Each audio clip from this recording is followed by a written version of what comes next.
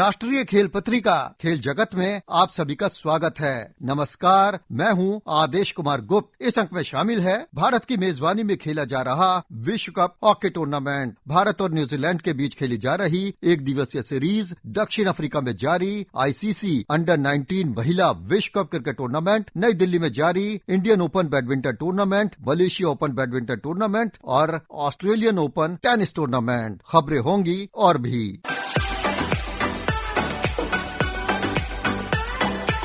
कार्यक्रम की शुरुआत विश्व कप हॉकी टूर्नामेंट से। इन दिनों भारत के भुवनेश्वर और राउरकेला शहर में 15वां विश्व कप हॉकी टूर्नामेंट खेला जा रहा है। 13 जनवरी से शुरू हुए इस विश्व कप का फाइनल 29 जनवरी को खेला जाएगा। इस विश्व कप हॉकी टूर्नामेंट में मेजबान भारत सहित 16 टीमें हिस्सा ले रही हैं। इन सभी टीमों को 4 पूल में बांटा गया है। पूल ए में ऑस्ट्रेलिया, अर्जेंटीना, फ्रांस और दक्षिण अफ्रीका। पूल बी में बेल्जियम, जर्मनी, दक्षिण कोरिया और जापान। पूल सी में नीदरलैंड्स, न्यूजीलैंड, मलेशिया और चिली। और पूल डी में इंग्लैंड, मेजबान भारत, स्पेन और वेल्स शामिल है। इन चारों पूल में शामिल चारों टीमों में शीर्ष टीम सीधे सीधे क्वार्टर फाइनल में जगह बनाएगी, जबकि बाकी टीमें क्रॉस ओवर खेलेंगी। पूल डी में शामिल भारतीय हॉकी टीम ने स्पेन के खिलाफ अपने अभियान की शुरुआत की और 2-0 से जीत भी हासिल की। भारत के लिए अमित रोहिदास ने खेल के 13वें और हार्दिक सिंह ने 26वें मिनट में गोल किया। भारत ने अपने दूसरे मुकाबले में इंग्लैंड को गोल रहित बराबरी पर रोका। पूल के तीसरे और आखिरी मुकाबले में भारत का सामना वेल्स से हुआ। भारत ने वेल्स को 4-2 से हराया, लेकिन इसके बावजूद वो क्वार्टर फाइनल में नहीं पहुंच सका, क्योंकि उसे इसके लिए कम से कम 8 गोल के अंतर से जीतना जरूरी था और ऐसा नहीं हुआ। भारतीय टीम अपने पूल में इंग्लैंड के बाद दूसरे स्थान पर रही। दोनों के 2-2 जीत से 7-7 अंक रहे, लेकिन गोल अंतर के कारण इंग्लैंड शीर्ष पर रहते हुए क्वार्टर फाइनल में पहुंच गया। भारत को अब अंतिम 8 में पहुंचने के लिए क्रॉसओवर मुकाबले में न्यूजीलैंड को हराना होगा। वेल्स के खिलाफ भारत के लिए आकाशदीप सिंह ने 2 और शमशेर सिंह और हरमनप्रीत सिंह ने 1 गोल किया।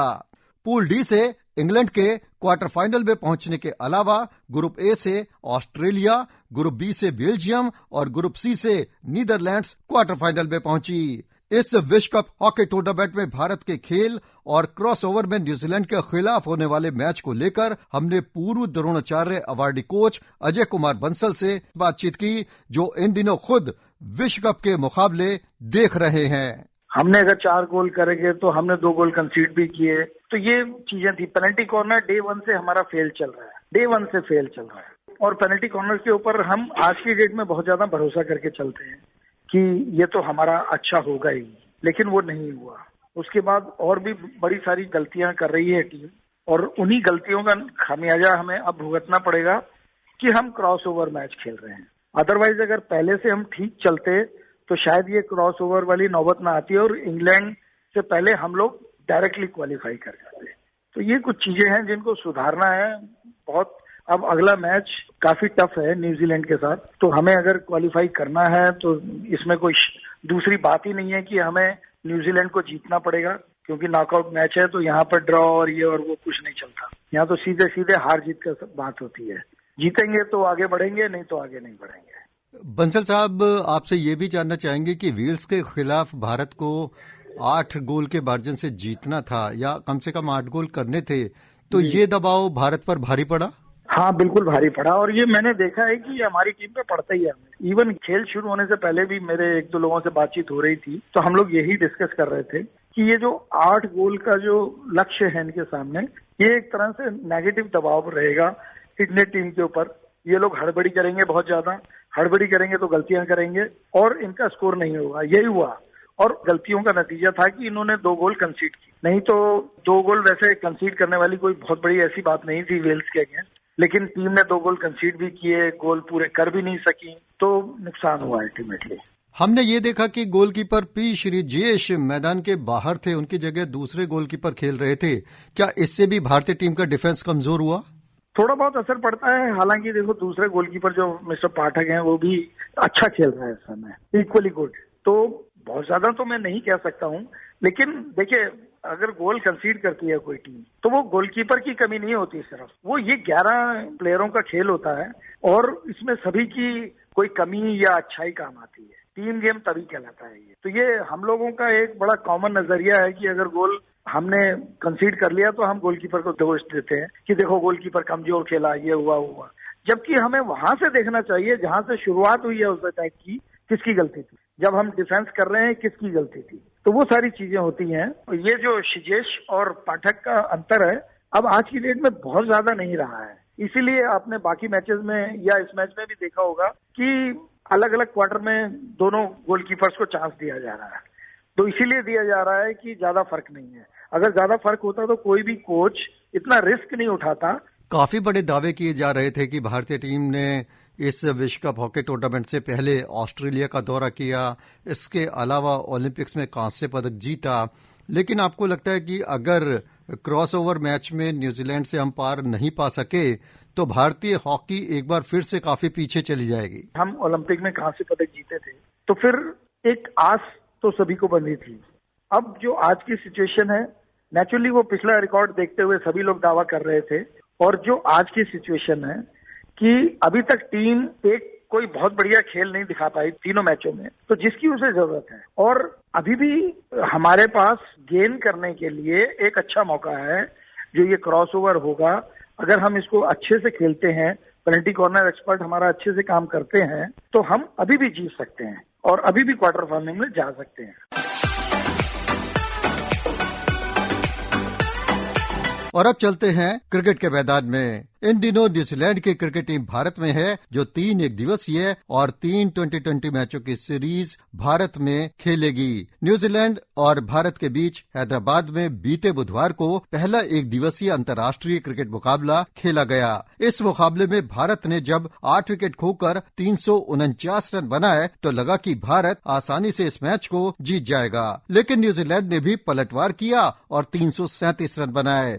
भारत के हाथ 12 रनों की संघर्षपूर्ण जीत हाथ लगी। भारत के 349 रनों के विशाल स्कोर में सबसे बड़ा योगदान सलामी बल्लेबाज शुभमन गिल का रहा, जिन्होंने 149 गेंदों पर 208 रनों की दोहरी शतकीय पारी खेली। इस दौरान उन्होंने 19 चौके और 9 छक्के लगाए। उन्होंने रोहित शर्मा के साथ पहले विकेट के लिए 60 रन जोड़े। रोहित शर्मा ने 34 रन बनाए। उनके अलावा सूर्य कुमार यादव ने 31 और हार्दिक पांड्या ने 28 रन बनाए। विराट कोहली 8 और ईशान किशन 5 रन बना सके। न्यूजीलैंड के डैरिल मिचेल और हेनरी शिवले ने 2-2 विकेट अपने नाम किए। जीत के लिए 350 रनों के लक्ष्य का पीछा करने उतरी न्यूजीलैंड की पूरी पारी 49.2 ओवर में 337 रन पर समाप्त हुई। न्यूजीलैंड के माइकल ब्रेसवेल ने 78 गेंदों पर 12 चौके और 10 छक्कों की मदद से 140 रन बनाए। मिचेल सेंटनर ने भी 57 रनों का योगदान दिया। भारत के मोहम्मद सिराज ने 46 रन देकर 4 विकेट झटके। कुलदीप यादव और शार्दुल ठाकुर ने भी 2-2 विकेट हासिल किए। न्यूजीलैंड के खिलाफ दोहरा शतक बनाने वाले शुभमन गिल एक दिवसीय क्रिकेट में 5वें ऐसे भारतीय बल्लेबाज हैं जिन्होंने अंतर्राष्ट्रीय स्तर पर एक दिवसीय क्रिकेट में ये कामयाबी हासिल की है। उनके अलावा सचिन तेंदुलकर, वीरेंद्र सहवाग, रोहित शर्मा और ईशान किशन एक दिवसीय क्रिकेट में दोहरा शतक जमा चुके हैं। वैसे भारत के बल्लेबाज 7 दोहरे शतक बना चुके हैं, जबकि रोहित शर्मा के नाम 3 दोहरे शतक हैं। दोहरा शतक बनाने के बाद भारत के सलामी बल्लेबाज शुभमन गिल ने कहा, I think in the first ODI against Sri Lanka and in the third ODI, I was looking to get a big score, but unfortunately that didn't happen for me. And once I was set here, the main focus for me was, obviously to be there for the team and score as many runs as possible. And it feels good when it pays off. I think consistency is the key to everything. It's one of the things that I strive for. Being consistent as a batsman is very important in any format. It feels it feels nice, when the things that you are doing over a period of time repeatedly, and it feels good.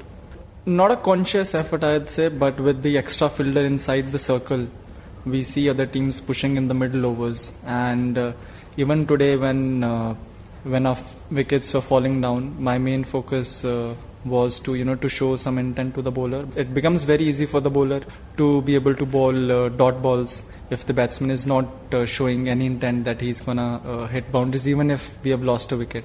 So that was my intent when the wickets were falling down, to show some intent to the bowler that I will hit you if you're gonna bowl bad balls. I think once in England I hit 6 sixes in like 7 balls, but I was itching to unleash myself, but like I said, with wickets falling at regular intervals, and also it was important for me, and this was the message from the dressing room, that I have to bat till the end. So that's why I had to contain myself and play a sort of more in a safe way, so that a set batsman doesn't get out. Then I think if I would have gotten out, it would have been difficult for the lower order batsmen to hit boundaries. First, I decided to go hard in the last 5 overs, but with Washi, I think, getting out in the 44th over. So then the message was to go hard in the last 3 overs. But I felt in the 46th or 47th over, where I hit a couple of sixes, that's where I decided to go hard, because I thought that bowler was my matchup. Bharat और New Zealand के बीच दूसरा एक दिवसीय match कल शनिवार को रायपुर में खेला जाएगा। इससे पहले श्रीलंकाई टीम ने भारत का दौरा किया, जिसमें 3 2020 मैचों की सीरीज भारत ने 2-1 से और 3 एक दिवसीय मैचों की सीरीज भारत ने एक तरफा 3-0 से जीती। तीसरे और आखिरी एक दिवसीय मुकाबले में भारत के शुभमन गिल ने 116 और विराट कोहली ने नाबाद 166 रनों की जोरदार पारी खेली। उधर मुंबई के पृथ्वी शॉ ने पिछले दिनों असम के खिलाफ रणजी ट्रॉफी मुकाबले में 383 गेंदों पर 379 रनों की पारी खेली। ये रणजी ट्रॉफी के 75 साल में किसी भी बल्लेबाज की सबसे बड़ी पारी है। वहीं 89 साल के रणजी ट्रॉफी इतिहास में ये दूसरा सर्वोच्च व्यक्तिगत स्कोर है। वैसे रिकॉर्ड बीबी निम्बालकर के नाम है, जिन्होंने साल 1948 में महाराष्ट्र के लिए खेलते हुए सौराष्ट्र के खिलाफ नाबाद 443 रन बनाए थे। रणजी ट्रॉफी में अपने जमाए गए तिहरे शतक के बाद पृथ्वी शॉ बोले, I was just keeping small targets in mind, 10-10. After end of the day, I was batting at 240. When I came back, I just had my dinner and slept early, just to be fresh for the next morning. And I told myself that I'm not playing at 240. I'll start again with the 0. So I started again with the 0 in the morning, and Juda was playing with me, and he said, let's both of us start with a 0. And Rajubai was batting at 70 that time, and we just kept on playing. The outfield was really fast, and the wicket was good for the fast bowler, especially that was coming onto the bat. And I just got that 300. It was a special feeling for me. Obviously, it was my first 300. Feels really nice the way the white ball cricket is going and the red ball as well. Now, I think I just have to carry forward from this, not to get really easy, just because I've scored this. I have to take my head down and just follow my process, what I'm doing from all these days, and it's just that you have to play according to the formats, according to the conditions. That's what I'm trying to do, and I've always been a team man, and I always look for the team. Prithvi Shaw के रणजी में तिहरे शतक ने आखिरकार 539 दिन बाद उनकी team India में वापसी करवा ही दी। उन्हें न्यूजीलैंड के खिलाफ 2020 टीम में जगह दी गई है। इसके अलावा ऑस्ट्रेलिया के खिलाफ शुरुआती 2 टेस्ट मैच के लिए भी भारतीय टीम का ऐलान कर दिया गया है। वैसे ऑस्ट्रेलियाई टीम भारत में 4 टेस्ट मैचों की सीरीज खेलेगी। ऑस्ट्रेलिया के खिलाफ शुरुआती 2 टेस्ट मैच में भारत के कप्तान रोहित शर्मा के अलावा KL Rahul, Virat Kohli, Shreyas Iyer, Shubman Gill, Cheteshwar Pujara, KS Bharat, Ishan Kishan, R Ashwin, Axar Patel, Kuldeep Yadav, Ravindra Jadeja, Mohammed Shami, Mohammad Siraj, Umesh Yadav, Jaydev Unadkat और सूर्य कुमार यादव शामिल हैं। और अब चलते हैं बैडमिंटन के कोर्ट पर। इन दिनों दुनिया भर के चोटी के बैडमिंटन खिलाड़ी नई दिल्ली में जारी इंडिया ओपन बैडमिंटन टूर्नामेंट में अपना दमखम दिखा रहे हैं, लेकिन मेजबान भारत के लिए इस टूर्नामेंट में कुछ भी अच्छा नहीं रहा। पहले तो भारत की शीर्ष महिला खिलाड़ी पीवी सिंधु पहले ही दौर में थाईलैंड की एस केटोंग से 21-14, 22-20 से हारकर बाहर हो गई। वहीं एच.एस. प्रणय हमवतन लक्ष्य सेन से 21-14, 21-15 से हारे और उसके बाद लक्ष्य सेन भी डेनमार्क के विश्व में 20वें नंबर के खिलाड़ी रॉसमस गेमके से 21-16, 15-21, 18-21 से हारकर बाहर हो गए। इसके बाद महिला वर्ग में लंदन ओलंपिक की कांस्य पदक विजेता साइना नेहवाल की भी ओलंपिक चैंपियन चेन युफई के सामने एक नहीं चली और वो महज 32 मिनट में 9-21, 12-21 से हार गई। इससे पहले महिला युगल में गायत्री गोपीचंद और त्रिसा जॉली भी प्री क्वार्टर फाइनल में चीन की छठी वरीयता हासिल झांगशू जियान और झेंग यू से 9-21, 16-21 से हारकर बाहर हो गई। कृष्ण प्रसाद गारगा और विष्णुवर्धन गौड़ पंजाला की पुरुष युगल जोड़ी को चीन के लियांग वेई किंग और वांग चोंग से केवल 33 मिनट में 14-21, 10-21 से हार का सामना करना पड़ा। गत चैंपियन सात्विक साईराज रंकीरेड्डी और चिराग शेट्टी की जोड़ी के महत्वपूर्ण खिलाड़ी सात्विक साईराज रंकीरेड्डी को कूल्हे में लगी चोट के कारण टूर्नामेंट से अपना नाम वापस लेना पड़ा। दुनिया की 5वें नंबर की जोड़ी सात्विक और चिराग को चीन के लियू यूचेन और यू शुआन यी से खेलना था। सात्विक और चिराग पिछले सप्ताह कुआलालंपुर में मलेशिया ओपन सुपर 1000 टूर्नामेंट के सेमीफाइनल तक पहुंचे थे। दोनों ने पिछले साल India open, French open, Commonwealth games के खिताब जीते थे और थॉमस कप जीतने वाली भारतीय टीम के अहम सदस्य थे। इससे पहले खेले गए मलेशियन ओपन में पुरुष एकल वर्ग का खिताब शीर्ष वरीयता हासिल डेनमार्क के विक्टर एक्सेलसन ने जीता। फाइनल में उन्होंने गैर वरीयता हासिल जापान के कोदाई नाराओका को 21-6, 21-15 से हराया। भारत के श्रीकांत पहले ही दौर में जापान के केई निशिमोता से 21-19, 21-14 से हारकर बाहर हुए। उनके अलावा लक्ष्य सेन पहले दौर में भारत के ही एच.एस. प्रणय से और एच.एस. प्रणय क्वार्टर फाइनल में जापान के नाराओका से हारकर बाहर हुए। महिला एकल वर्ग का खिताब जापान की अकाने यामागुची ने दक्षिण कोरिया की एनसी यंग को 12-21, 21-19, 21-11 से हराकर जीता। भारत की साइना नेहवाल, पीवी सिंधु और आकर्षि कश्यप की चुनौती पहले ही दौर में टूट गई। पुरुष युगल में भारत के सात्विक साईराज रंकीरेड्डी और चिराग शेट्टी की जोड़ी चीनी जोड़ी लियांग केई किंग और वांग चांग की जोड़ी से सेमीफाइनल में 21-16, 11-21, 21-15 से हारकर बाहर हुई। इंडिया ओपन और मलेशिया ओपन में भारतीय खिलाड़ियों के प्रदर्शन को लेकर हमने बातचीत की भारत के पूर्व एशियन चैंपियन दिनेश खन्ना से।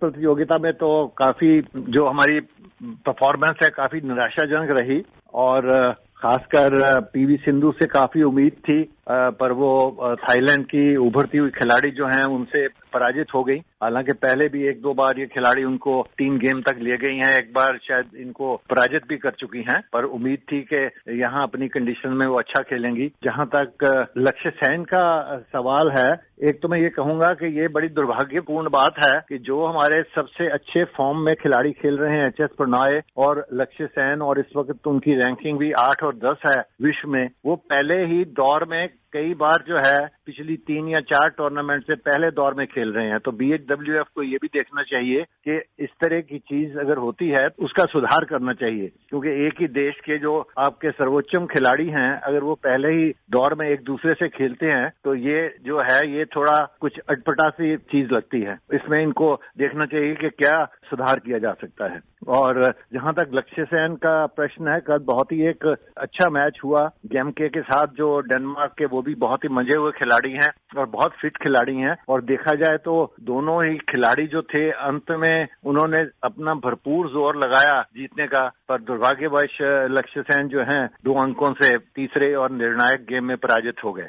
तो मैं ये कहूंगा कि ये एक निराशाजनक बात है कि कोई भी भारतीय खिलाड़ी जो है इस स्टेज से आगे नहीं जा पाया। खासकर जबकि भारत में ये प्रतियोगिता हो रही है तो दर्शक भी चाहेंगे कि वो अपने जो अच्छे खिलाड़ी हैं उनका प्रदर्शन देखे सेमीफाइनल या फाइनल में, पर दुर्भाग्यवश कोई भी खिलाड़ी जो है हमारा क्वार्टर फाइनल से आगे नहीं जा पाया। साल की शुरुआत में जैसे ही मलेशिया ओपन हुआ और अब इंडिया ओपन अपने घर में, लेकिन चाहे मेंस सेक्शन हो या विमेंस सेक्शन, क्या खिलाड़ियों की फॉर्म खराब है, फिटनेस सही नहीं है या फिर किसी तरह का दबाव है? क्योंकि देखिए आजकल अंतर्राष्ट्रीय स्तर के ऊपर जो आपका जो स्तर है बहुत ही सर्वोच्चम हो गया है। ऐसे 15-16 खिलाड़ी ऐसे हैं जो कि एक दूसरे को पराजित करने में सक्षम हैं। ये दुर्भाग्यपूर्ण ऐसा हुआ कि भारतीय खिलाड़ी जो हैं इसमें इतना अच्छा प्रदर्शन नहीं कर पाए। और खासकर देखिए अगर हमें उम्मीद हो सकती थी तो वो पीवी सिंधु से हो सकती थी, लक्ष्य सेन से हो सकती थी,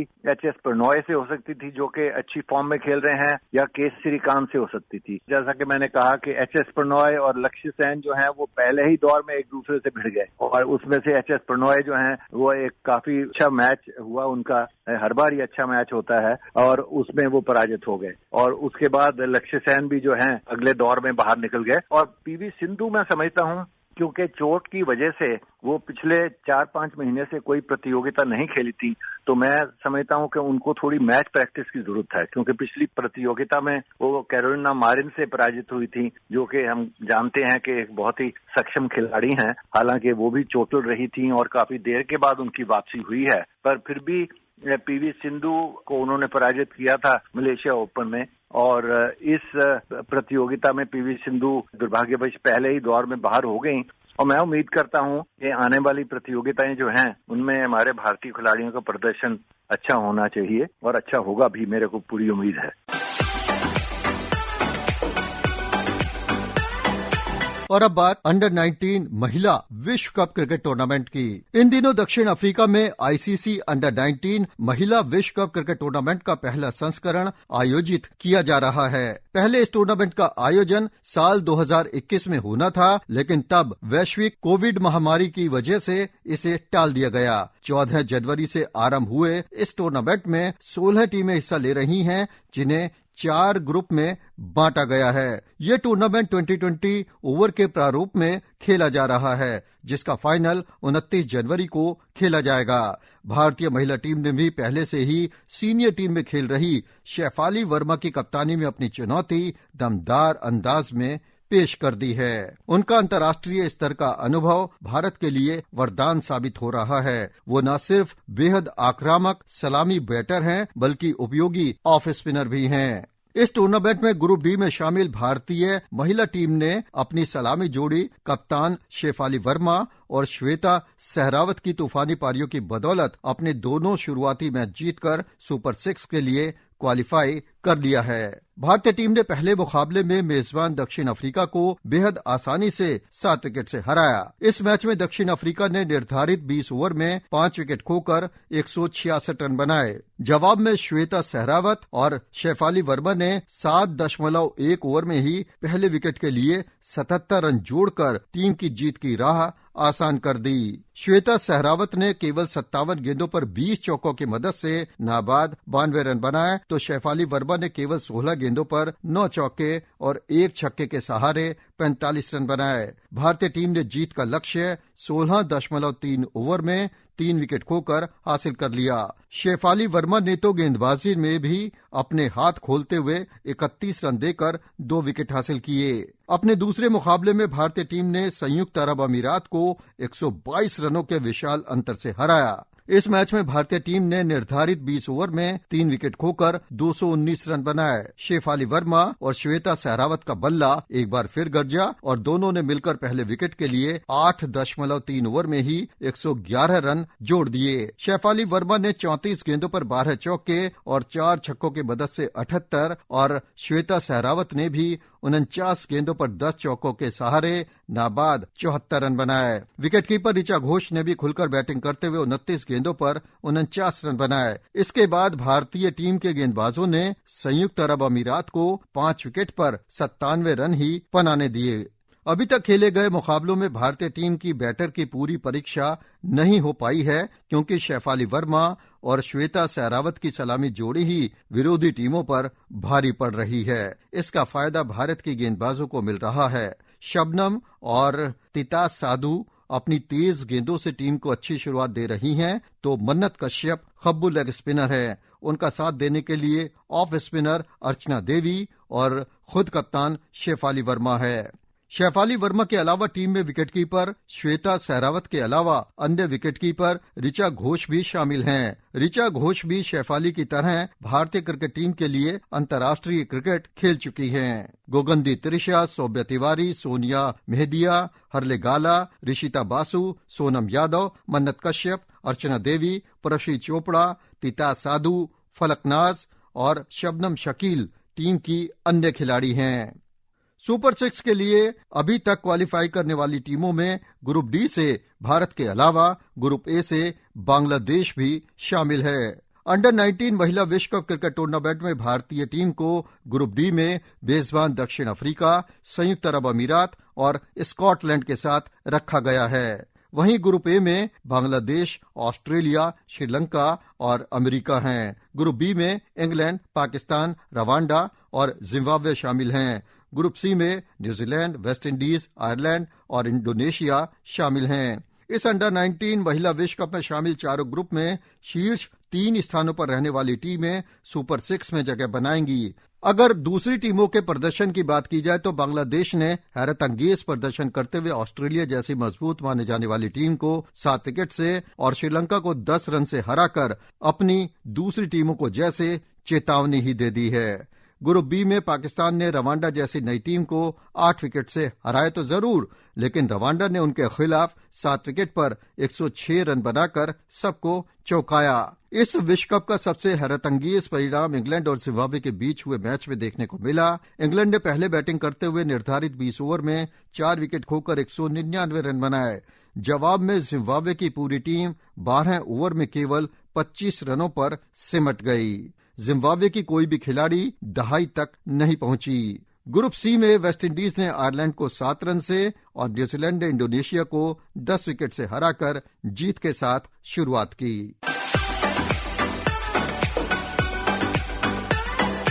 और अब चलते हैं टेनिस के कोर्ट पर। साल के पहले grand slam tennis tournament Australian open में बेहद उतार चढ़ाव के बीच कुछ खिलाड़ियों की जीत का सिलसिला भी जारी है। सबसे बड़ा उतार चढ़ाव तो तब देखने को मिला जब शीर्ष वरीयता हासिल स्पेन के राफेल नडाल पहले ही दौर में ब्रिटेन के जैक ड्रैपर से 5-7, 6-2, 4-6, 6-1 से हार गए। अब ऑस्ट्रेलियन ओपन के मुकाबले चौथे दौर में पहुंच गए हैं, जहां जापान के केई निशिकोरी ने सबसे पहले जगह बनाई।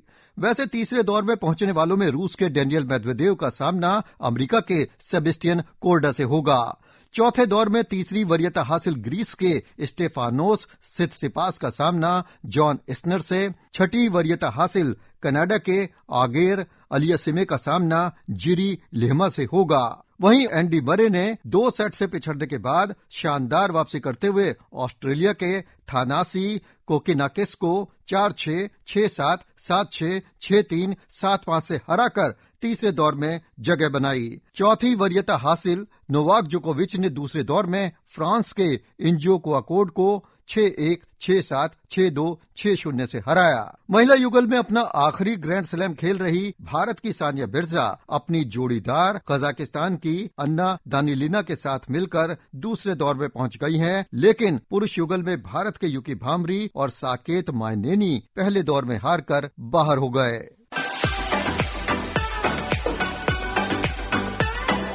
राष्ट्रीय खेल पत्रिका खेल जगत में आज बस इतना ही। मैं आदेश कुमार गुप्त अपने सहयोगी मोहम्मद शाहिद आजमी और कार्यक्रम के प्रस्तुतकर्ता प्रवीण चंद के साथ लेता हूं आपसे विदा। नमस्कार।